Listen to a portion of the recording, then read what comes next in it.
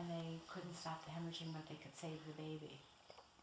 If they hadn't taken the baby, both mother and baby probably would have passed away, but she managed to birth the baby, and for some reason they couldn't stop the hemorrhaging and they couldn't get anybody here to help her, so she actually passed away. So this was like a really a blood-filled room for a while that they needed to make back into a home.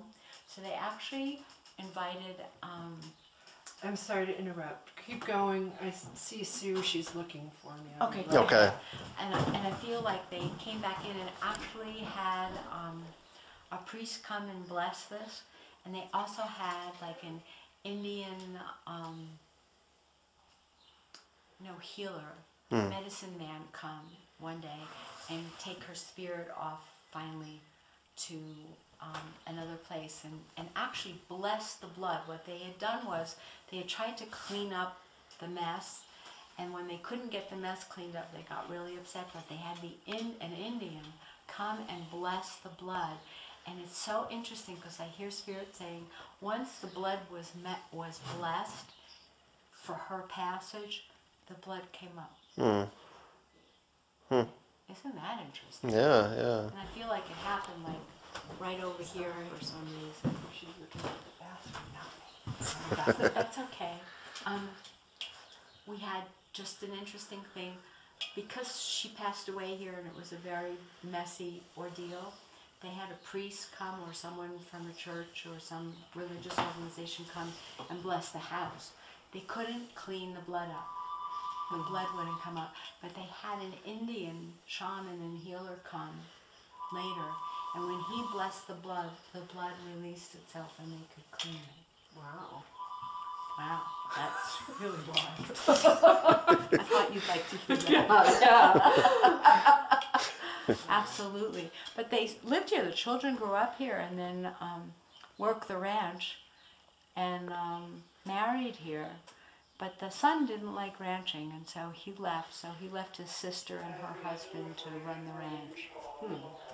And do we know when this was? Early on? This was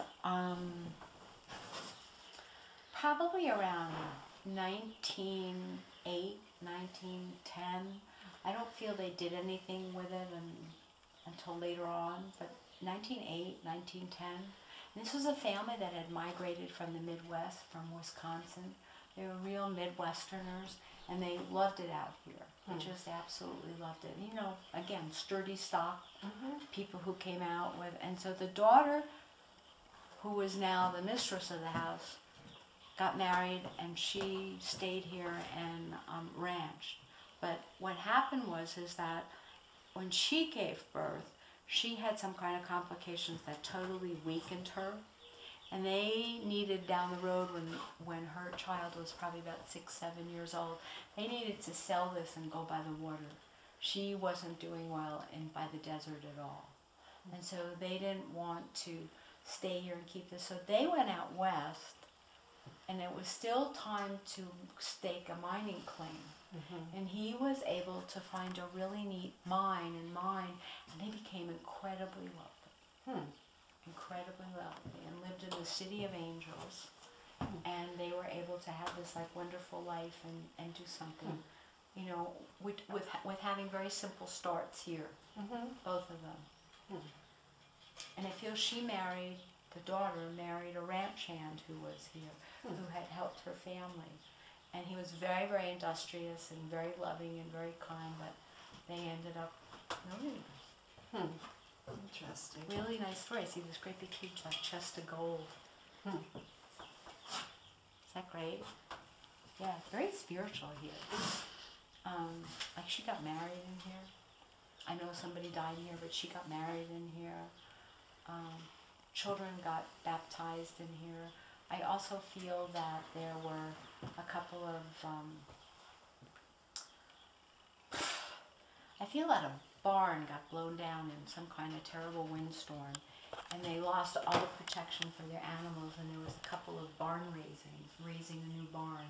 I don't feel like the barn that's here is the original barn. I feel it just got raised by and it looks like it was a dust devil that was even worse with rain and wind and stuff. And it just literally cremated the barn.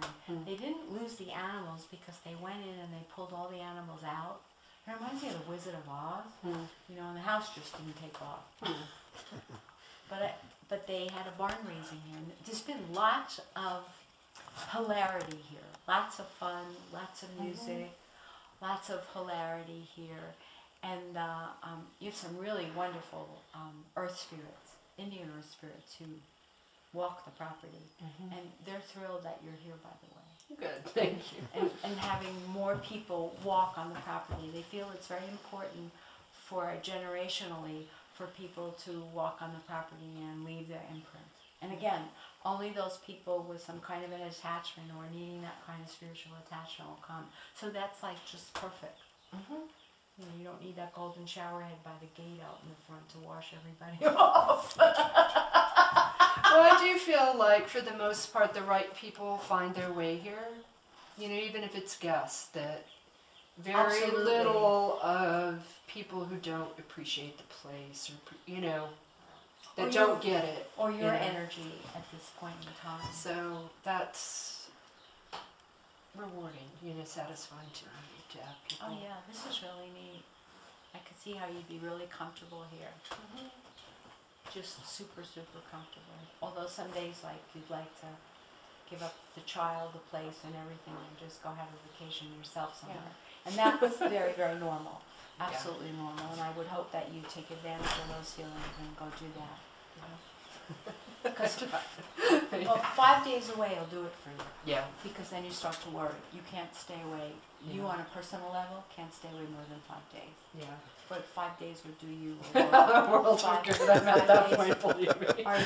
Yeah. Well, it's been, there's been a lot going on, and it's been really busy. Before hurricane season starts anywhere by the water, which is like the first week in June, you might be able to, you know, just sneak away for 5 days sometime in May and get yourself around a lot of blue water. You could really handle that. Maybe you want to go to Marlon Brando's island? Yeah.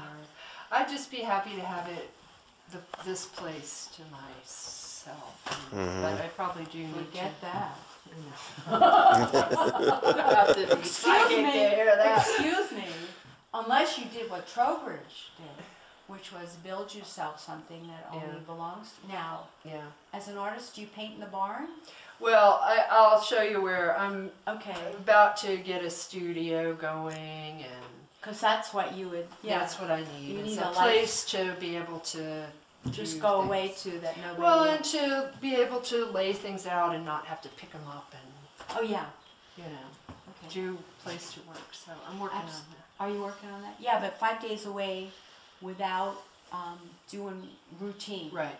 And you're not unhappy with routine. It's just that 7 days a week routine, 24 hours a day, eventually gets to you. Yeah. So you could use a little boost in the Yeah. barn. Yeah, you know, definitely. And sunny water and palm trees and whatever would do wonders for you. Yeah. Goldi prescribes a vacation. Yeah, good. Sharon. I'm going to put that in my agenda. Okay. Well, you might find somebody who wanted to trade, who might want to come here and stay in one of the cottages, and you could go use whatever they have somewhere else. A vacation cottage somewhere else. So it would only be cost effective for airplane fare and food, and really not even food, because you got to eat while you're here. Yeah. Well, my sister has a place in Hawaii, so. Oh, does she? Oh, how great. That would be a good getaway. Or maybe